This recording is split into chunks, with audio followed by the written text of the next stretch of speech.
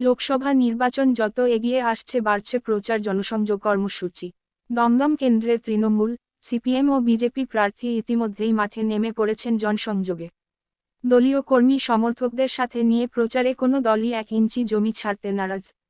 দমদম লোকসভা কেন্দ্রের তৃণমূল কংগ্রেস মনোনীত প্রার্থী অধ্যাপক সৌগত রায়ের সমর্থনে খড়দহ বিধানসভার বিধায়ক তথা রাজ্যের কৃষিমন্ত্রী শোভনদেব চট্টোপাধ্যায়ের নির্দেশে এবং শহরপুর অঞ্চল তৃণমূল কংগ্রেসের উদ্যোগে অনুষ্ঠিত হল পথসভা। বিলকান্দা 1 নম্বর গ্রাম পঞ্চায়েতের সঞ্চালক তাপস বিশ্বাসের বাড়ির সম্মুখে উক্ত পথসভা অনুষ্ঠিত হয়। উক্ত পথসভায় উপস্থিত ছিলেন বিলকান্দা 1 নম্বর গ্রাম পঞ্চায়েতের উপপ্রধান প্রবীর দাস বাবাই, শহরপুর অঞ্চল তৃণমূল কংগ্রেসের সভাপতি অসীম ঢালি, পঞ্চায়েত সমিতির সদস্য অধ্যাপক শ্যামাপদ রায়, পঞ্চায়েতের সঞ্চালক তাপস বিশ্বাস, নিউ ব্যারাকপুর তৃণমূল ছাত্র পরিষদের সভাপতি তথা 19 নম্বর ওয়ার্ডের পৌরপিতা মনোজ সরকার, আচার্য প্রফুল্ল চন্দ্র কলেজের সাধারণ সম্পাদক সুমন দে, সারা ভারত মতুয়া মহাসংঘের যুগ্ম সম্পাদক অ্যাডভোকেট শঙ্কর মিত্র, বিলকান্দা 1 নম্বর গ্রাম পঞ্চায়েতের 199 নম্বর পার্টের সদস্য শ্যামল দাস, পঞ্চায়েত সদস্য শর্মিষ্ঠা ঢালি, মালা মজুমদার, প্রাক্তন সদস্য শ্যামল মজুমদার সহ প্রচুর দলীয় কর্মী সমর্থকেরা। এই পথসভাতে এলাকাবাসীর উপস্থিতি ছিল চোখে পড়ার মতো। সালের 10ই মার্চ যে আইনটা কার্যকর করছে, আগামী দিনে আমরা যারা পূর্ববঙ্গ থেকে এসেছি আমরা সবাই ভারতে থাকতে পারবো কিনা সেটাই আমাদের সন্দেহ। কারণ ওরা যে কটা 30টার মতন ওরা আমাদের ডকুমেন্ট দিতে বলছে। সর্বপ্রথম আমি একটা কথা বলবো, ওরা বলছে আমরা যারা পূর্ববঙ্গ থেকে এসেছি তাদের ভিসা আমরা জমা দিয়েছিলাম কিনা সেই কাগজটা দেখাতে হবে। করেছেন আপনারা জানেন, একটা নয় দুটো নয় 72 খারাপ প্রকল্প মহিলাদের জন্য করেছেন। আমাদের প্রত্যেকটা বাড়িতে জন্মগ্রহণ করলে শিশু সাথী আর মৃত্যু গ্রহণ করলে সমব্যাথী। আপনারা জানেন শিশু সাথী এমন একটা প্রকল্প, যখন বাচ্চার যদি কোনো রকম হার্টের সমস্যা হয় তার বিনা পয়সা তার চিকিৎসার ব্যবস্থা করেছেন মমতা বন্দ্যোপাধ্যায়। ভারতবর্ষের আজ কোনো দেশে বা কোনো রাজ্যে তখন আমরা যদি শোধ না করতে পারি তখন আমাদের মানে বিভিন্নভাবে টর্চারিং করা হয়। তাই নরেন্দ্র মোদীর সরকার, টাটা বিরলার সরকার, আদানি আম্বানির সরকার, সেই আপনারা ভাবুন যে আদানি আম্বানি সরকার আজকে তারা শুধু বড়লোকদের কথা ভাবছে। আমরা করোনার সময় একটা জিনিস দেখেছি, করোনা কালে আমরা কি দেখেছিলাম, তাদের পূর্বপুরুষরা হারিয়ে দিয়েছিল বাবা সাহেবকে, বাবা সাহেব কেঁদেছিলেন। তখন বাবা সাহেব কেঁদে বাংলায় চলে এসেছিলেন এবং তখনকার দিনে আমার হরিচাঁদ গুরুচাঁদের সুসন্তান যোগেন মণ্ডল সহ 6 জন এমএলএ তাকে ভোট দিয়ে বাবা সাহেবকে এই বাংলা থেকে জিতিয়েছিলেন। সেই থেকে বাঙালিদের পরে ওদের রাগ, কারণ ওরা জানে এই বাঙালিরা চাকর বাকর পর্যায়ের লোক, এদেরকে মহেশ ন্যায় রাখতো 1801। সেই চন্ডালরা এত বড় হবে কেন? আজকে শ্যামলরা মালারা মেম্বার হবে কেন? তাপসরা অসীম ঢালিরা আজকে সদস্য হবে কেন? এরা তো আমার বাড়ির চাকর হবে। অভিজিৎ ঢালিরা আজকের মানুষের কাছে আমাদের দুঃখের কথা বলবে কেন? এরা তো বাড়ির চাকর হবে, বিনা পয়সায় মানদারি খাটবে।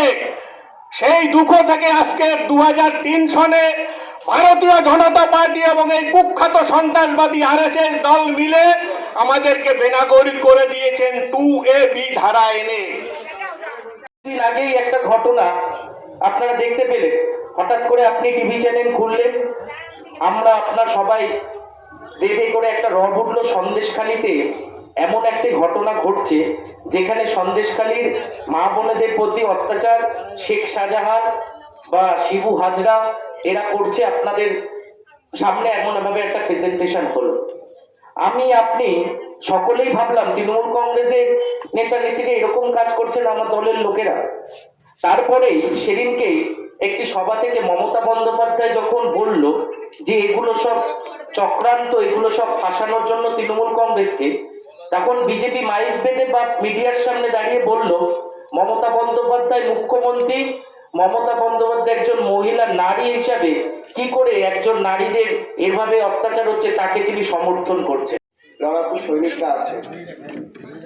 আর আমার এই অঞ্চলের প্রিয় নির্বাচক মন্ডল যারা রয়েছে, এইটুকু অন্তত আমি আপনাদেরকে আশ্বস্ত করে দিতে পারি, 1 তারিখে ভোট হবে, 4 তারিখে রেজাল্ট বেরোবে। দমদম মানুষের রায় অধ্যাপক সৌগত রায়, এর বাইরে দ্বিতীয় কেউ আর জায়গা তৈরি করবার সময় কিছু পাবে, মিলিয়ে নেবেন। আর আমার প্রিয় নির্বাচক মন্ডলী যারা এই অঞ্চলে আছে, যারা এখনো ভাবছেন ভোট দেবেন, কাকে দেবেন, কেউ কেউ ভেবে বসে আছেন, এটা তো আর মমতা বন্দ্যোপাধ্যায়ের মুখ্যমন্ত্রী হওয়ার ভোট নয়, ঠিক পঞ্চায়েত নির্বাচনও নয়, এটা তো ভারতবর্ষের প্রধানমন্ত্রী ঠিক হবে, লোকসভা নির্বাচন। তাহলে ভোটটা কাকে দেব? অন্তত দিদিভাই দাদারা হাত জোর করে অন্তত অনুরোধ করে গেলাম, ভারতবর্ষের বিগত 10 বছরের সব থেকে বড় মিথ্যাবাদী প্রধানমন্ত্রীর নাম যদি কেউ হয়ে থাকে, তার নাম নরেন্দ্র মোদী। অন্তত তৃতীয়বারের জন্য এই মিথ্যাবাদী লোকটাকে ভোট দিয়ে আবার প্রধানমন্ত্রী করবে। হয়তো ভাবতে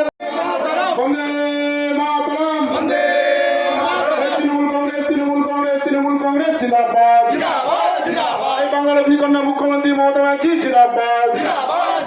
এই মমতা ব্যানার্জির নেতৃত্বে সারা বাংলায় উন্নয়ন চলছে, চলবে। এই মমতা ব্যানার্জির নেতৃত্বে শহরপুরে উন্নয়ন চলছে, চলবে। এই তাই তো বলি, উন্নয়নের সত্যি ভোট দেবেন কোনখানে? এই উপাইলাজু নাসরিন, এই কাজের মানুষ অত্যন্ত সৌগত রায়কে বিপুল ভোটে জয়ী করুন। এই লক্ষ্মীর ভান্ডারে ভোট দিন, এই কন্যাশ্রীতে ভোট দিন, এই রূপশ্রীতে ভোট দিন, এই স্বাস্থ্যসাথীতে ভোট দিন, এই ভোট দিন। এই ভাওতাবাদ চিটিংবাদ কংগ্রেস সিপিএম বিজেপিকে একটি ভোটও দিচ্ছি না, দেবে না। এই ভাওতাবাদ চিটিংবাদ কংগ্রেস সিপিএম বিজেপি এই বাংলা থেকে দৌড়াতো। এই ভাওতাবাদ চিটিংবাদ কংগ্রেস সিপিএম বিজেপি এই ভারত থেকে দৌড়াতো। এই দরকার, এই আমার তোমার দরকার, এই শ্রমিক কৃষকের দরকার, এই মা বোনদের দরকার, এই ছাত্র যুবর দরকার। এই ভোট দিন। এই সৌগত রায়কে ভোট দেবেন কি করে? এই সৌগত রায়কে ভোট দেবেন কি করে?